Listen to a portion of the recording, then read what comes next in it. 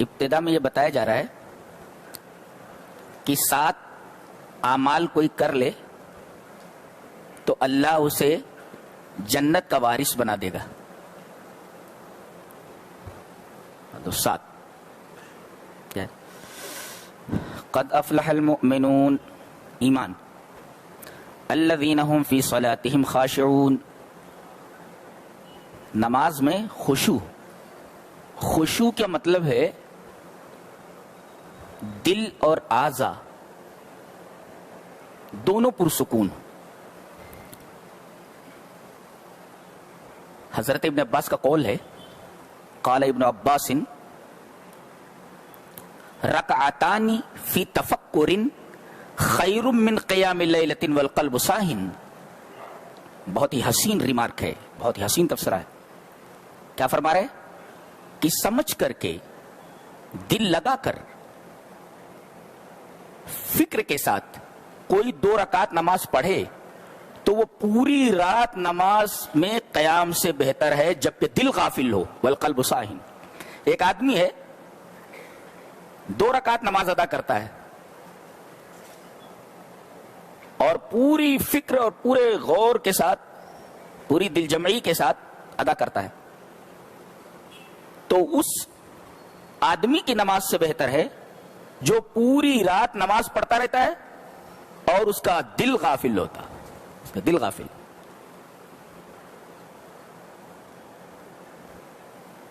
ایک ہے غفلت اور ایک ہے نسیان, بھول جانا. تو غفلت کسے کہتے ہیں کہ ترکن باختیار الغافل, آدمی اختیار سے کسی چیز کو چھوڑ دے, یہ غفلت ہے. مثلا اذان ہو گئی ہے, دکان میں بیٹھا ہوا ہے اور وہ نماز باجماعت چھوڑ دیتا ہے. دیکھو اپنے اختیار سے اس نے یہ چیز چھوڑ دی ہے.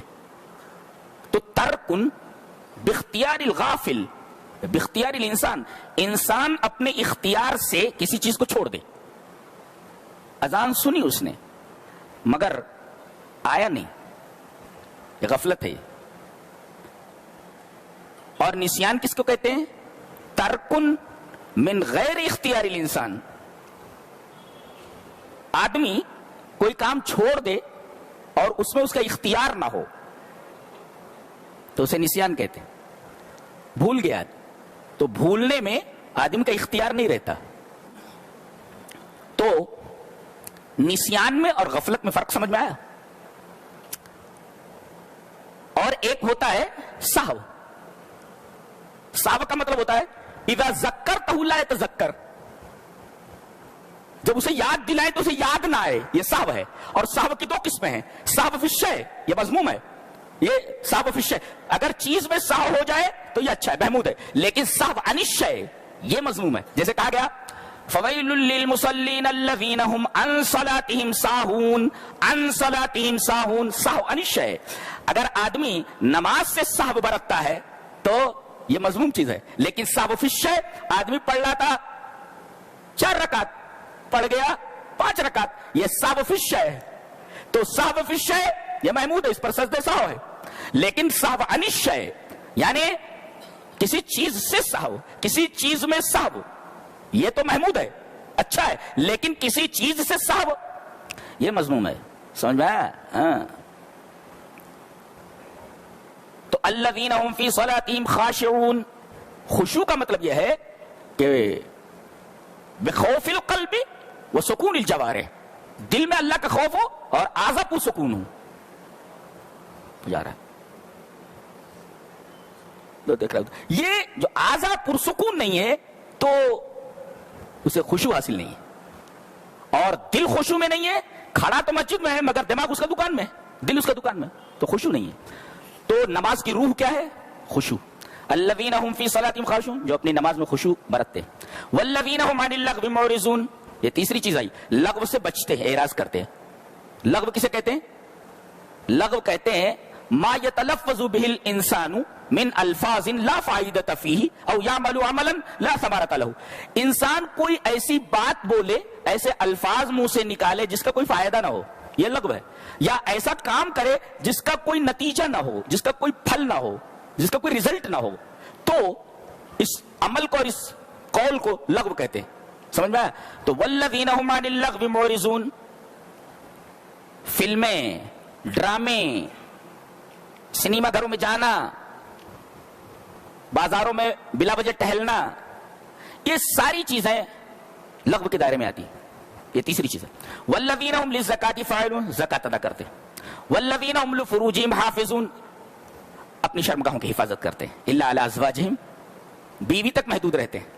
جی، اور گزشتہ زمانے میں لونڈیاں تھیں، او ما ملکت ایمانہم. فمن ابتغى وراء ذلك، اب اگر کوئی بیوی جو اس کی خواہش کی تکمیل کا صحیح محل ہے اس کو چھوڑ کر کے کہیں اور منہ مارتا ہے تو یہ زیادتی کرنے والا ہے. اب اگر اسے کوئی بیماری لگ جائے تو اس کا ذمہ دار یہ خود ہے. فمن ابتغى وراء ذلك فاولئک هم العادون. کتنی شاندار بات کہی ہے اللہ. اچھا، اس کے بعد والذین هم لاماناتهم وعهدهم راعون، امانت رکھ دی جائے تو اس کو ویسے ہی ادا کر دے، امانت میں خیانت نہ کرے. دوسرے، اگر کوئی وعدہ کیا ہے تو اس وعدے کو پورا کرے، وعدہ کرنے کے بعد مکر نہ جائے. یہ ہوا 7واں. والذین هم علی صلواتهم یحافظون، جو اپنی نمازوں کی محافظت کرتے. دیکھو پہلے کہا گیا نماز آدمی پڑھتا ہے تو نماز کی روح خشوع ہے، نماز میں خشوع استعمال کرتا ہے. اور آخر میں کہا گیا کہ اپنی نمازوں پر محافظت کرتے ہیں، یعنی نمازوں کی پابندی کرتے ہیں. یہ اگر یہ 7 چیزیں آ گئیں تو اولئک هم الوارثون. کس چیز کے؟ الذین یرثون الفردوس هم فیہا خالدون. تو انہیں جنت الفردوس کا وارث بنا دیا جائے گا، یہ ہمیشہ رہیں گے. تو یہ 7 چیزیں جس کی زندگی میں آ جائیں اللہ اسے جنت کا وارث بنا دے گا.